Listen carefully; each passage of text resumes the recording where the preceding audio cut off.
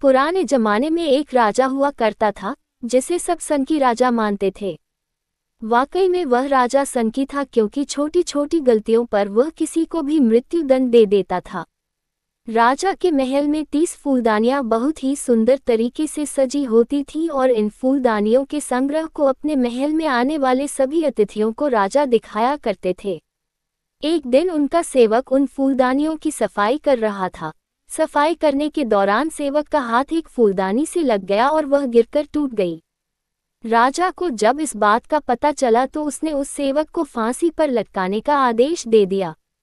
उनके राज्य में एक बूढ़ा व्यक्ति हुआ करता था। जब उस बूढ़े को ये बात पता चली, वह फौरन राजा के पास गया और उस फूलदानी को जोड़ने की बात कही। इस प्रकार वह बूढ़ा व्यक्ति फूलदानी रखे हुए स्थान पर पहुंचा। जैसे ही बूढ़े व्यक्ति ने देखा कि सारे फूलदानी उसकी नजरों के सामने है, उसने फौरन उन सभी को लाठी से एक एक करके तोड़ना शुरू कर दिया और देखते ही देखते सारे फूलदानी टूटकर बिखर गए। राजा इस बात से बहुत क्रोधित हुआ और बोला, अरे मूर्ख, तुमने ये क्या कर दिया? इसकी सजा जानते हुए तुमने सारे फूलदानियों को तोड़ डाला, तुम्हें भी मृत्युदंड दिया जाएगा। इस पर बूढ़े व्यक्ति ने दृढ़ता से जवाब दिया, महाराज, एक फूलदानी के पीछे आप किसी को मृत्युदंड दे देते हैं। यदि हर फूलदानी के बदले आप हर व्यक्ति को मृत्युदंड देंगे, भविष्य में 29 लोगों की जान जाने की संभावना थी, क्योंकि हर फूलदानी के पीछे एक व्यक्ति की जान जा सकती थी। इसलिए मैंने अपने इंसान होने का फर्ज निभाया है और आज मैंने 29 लोगों की प्राण बचाई है।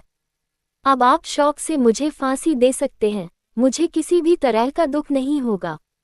बूढ़े व्यक्ति के साहस ने राजा की आंखें खोल दी। राजा को अपनी गलतियों का एहसास हो गया और उसने उस बूढ़े व्यक्ति व उस सेवक को माफ कर दिया और उनसे भी माफी मांगी। दोस्तों, जब हम साहस और निर्भीकता के साथ अपनी बात पर डटकर खड़े रहते हैं तो हम हर एक बुराई का अंत कर सकते हैं। इसके लिए जरूरी है हम साहसी बने। कुछ गलत होते देखें तो चुप न बैठें। साहस और चरित्र का मेल ही कामयाबी दिलाता है।